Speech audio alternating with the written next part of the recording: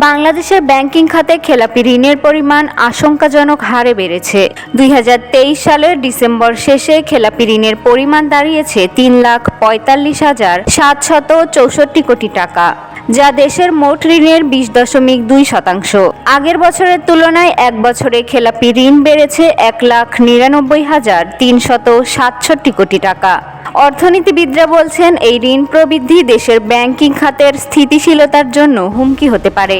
বিশেষ করে ব্যাংকগুলো ঋণ পুনঃতফসিলের নীতির কারণে খেলাপিরা আরও সুবিধা পাচ্ছে, যা অর্থনীতির জন্য দীর্ঘমেয়াদে ক্ষতিকর হতে পারে।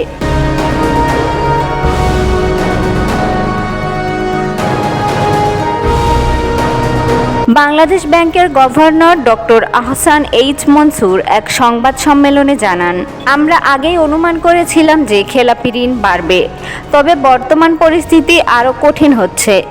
প্রয়োজনীয় ব্যবস্থা না নিলে এটি অর্থনীতির জন্য বড় চ্যালেঞ্জ হয়ে দাঁড়াবে। কেন্দ্রীয় ব্যাংকের তথ্য অনুযায়ী 2018 সালে খেলাপি ঋণ ছিল 93,911 কোটি টাকা, যা বর্তমানে প্রায় 4 গুণ বৃদ্ধি পেয়েছে।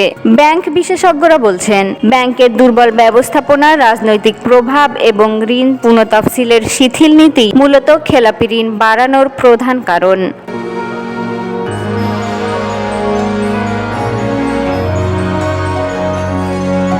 বিশেষজ্ঞদের মতে, খেলাপি ঋণ কমানোর জন্য কঠোর নীতিমালা গ্রহণ করতে হবে।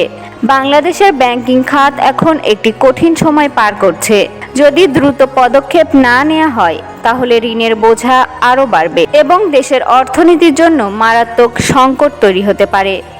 আপনার মতামত কি? খেলাপি ঋণ কমাতে কী করা উচিত?